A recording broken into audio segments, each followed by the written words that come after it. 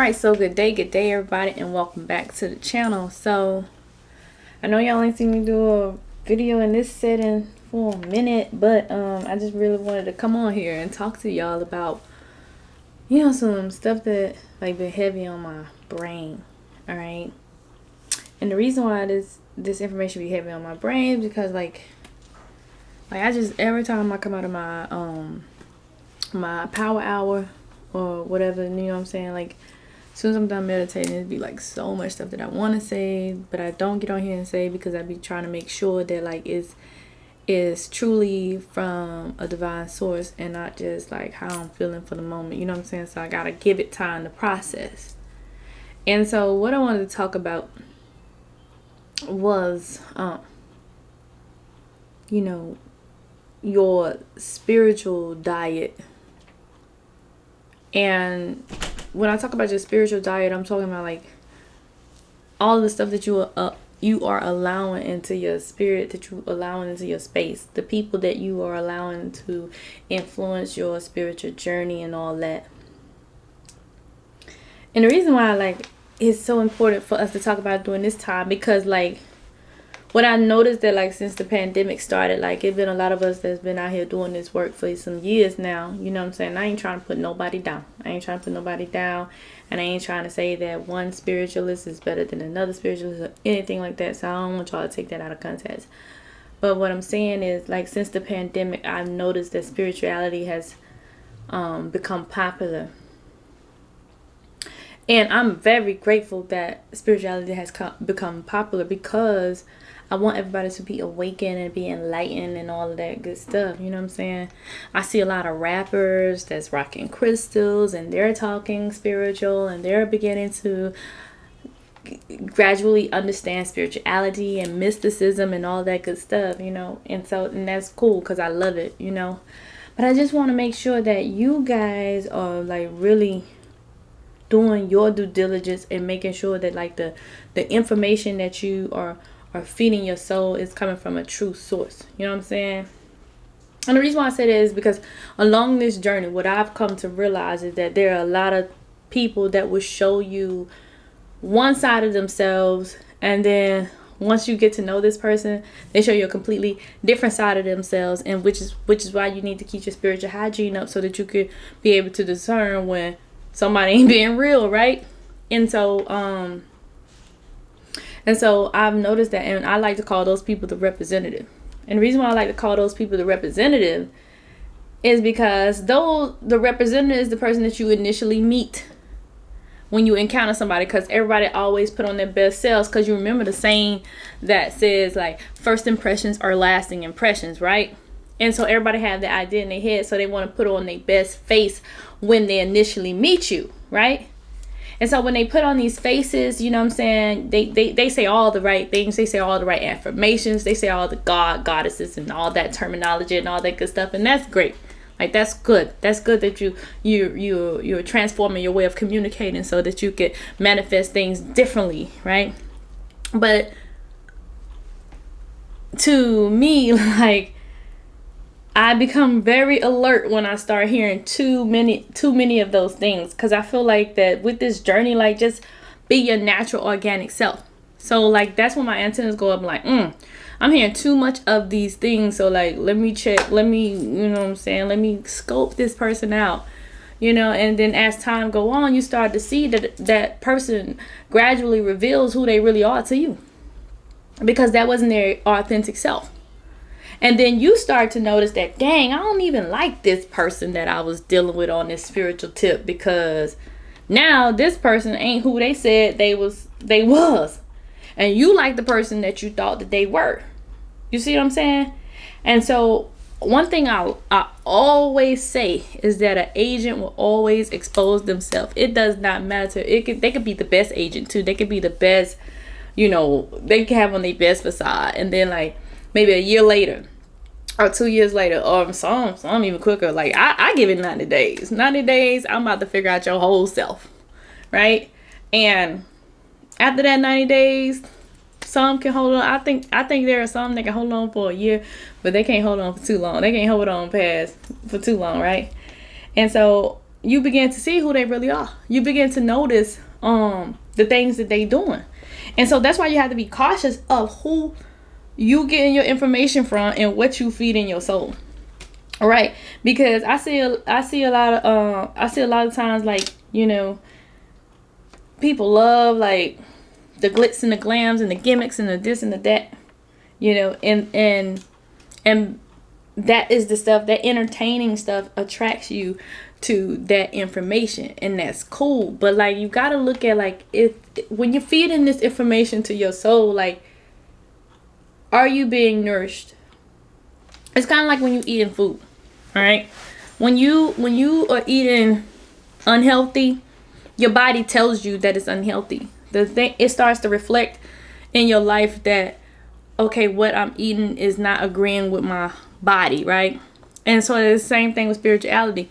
It starts to reflect in your life, like what you're feeding your soul may not be reflecting completely in your spiritual life. You see what I'm saying? So you have to be real cautious as to what you're feeding your soul, what you're listening to, what you're putting in your soul, right? You know, like, I ain't saying that I don't watch TV, because I watch TV. I got a whole family, so I still have to operate in this matrix too. You know what I'm saying? But I'm saying you have to be cautious of what you're watching on television, like what you're putting into your subconscious too. You know what I'm saying? So you have to really pay attention to that stuff. Okay. It's kind of like when you meet somebody that you're interested in, you always try to show that person the best side of that person. You feel me? And so when you're showing these people the best side, you're forgetting to be your authentic self.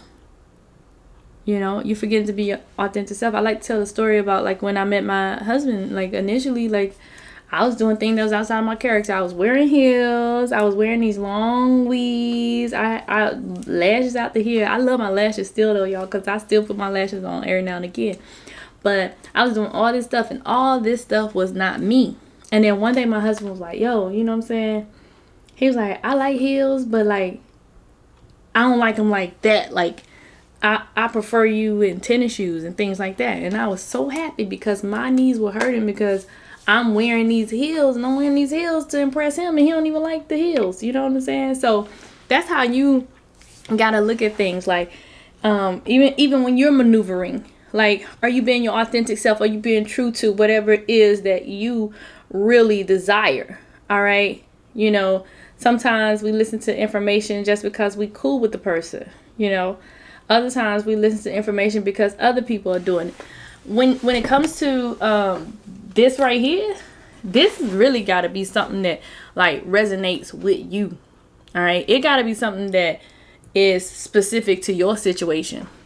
And also, after you are getting the nutrients and you're feeding your soul this information, like, how is it toning you up, right? Because when you eating healthy food and you're going to the gym and you're exercising along with the food that you're putting into your body, you start to notice that your body transform.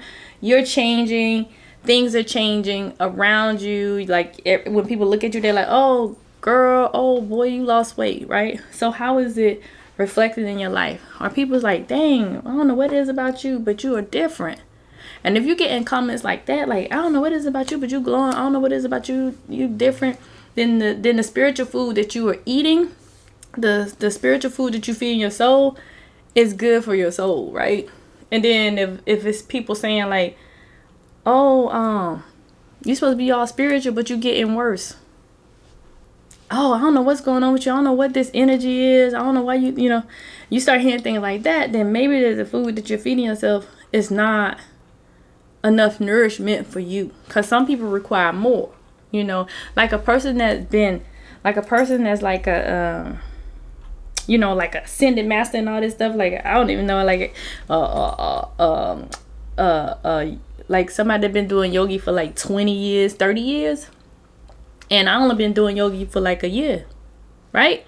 So if I only been doing yogi for like a year, it's not a 20-year yogi is not about to be watching my channel and learning how to do yoga stuff. That's just what it is, right? You know what I'm saying? And so that's what that my channel wouldn't do, like, me doing yogi for a 20-year yogi wouldn't really, like, do nothing for the yogi. It wouldn't benefit them. You see what I'm saying? Like, but for somebody that has been doing it for, like, maybe 6 years to a decade, then maybe the information that get provided them will be beneficial to them. You see what I'm saying? But and sometimes, like, people awaken, but when they awaken and they become aligned with their purpose, you realize that their soul is older, that their spiritual rank is older. You know what I'm saying? And so even that, you know, you can pretty much see what frequency this person vibrating on. If y'all vibrating on the same frequency, then y'all will connect, type of deal. You know, and then you'll start seeing that the food, the information that you're learning from this person is feeding your soul. It's of substance and it's feeding your soul. But then you go some places and it's like, it's not feeding you at all. You know what I'm saying? So you just have to be cautious of that. And it's like, you know, me, I practice what I practice, but I am not initiated in any system, right? And so me personally, I don't feel like you have to be initiated in any system. I don't feel like that, because when I go inward and I do my meditation and I do my work and I encounter the spirits that I encounter, you know, I have received certain permissions from them, but only to a certain degree, because it's levels to it, right? It's levels to all of this, right? And so sometimes we want to come in and we want to skip the levels, like, and you can't skip the levels. You know what I'm saying? Like, you just can't jump ahead of what you're ready for, if that makes sense. And so people come into spirituality, people come into mysticism, and they just want to run straight to being a baba, run straight to being a mumbo, run straight to being a high priestess. And that's all good to aspire for that, but you may not be ready. You know what I'm saying? And it ain't a bad thing. Like, when they say patience is a virtue, that's real, because you're going to continue to grow and you're going to continue to learn. When I first started my journey, I was just Peter, right? You know, just Peter. Then I became spirit soul, right? Then I became spirit soul oracle, because now that I'm partially blind and seeing different things with my vision and learning several levels of mediumship, I am now an oracle. And now that I've begun my conjuring practice, I am now a mystic. You see what I'm saying? But when I first started, I was just Peter. You see what I'm saying? And it's okay to be just Peter. And I stayed Peter for like 6 years before I even decided to do anything else. I was scared, actually, but before I even decided to do anything else. But it was like, there were people on my path that fed me, and there were people that didn't feed me, and I was eating from people that did not give me any substance.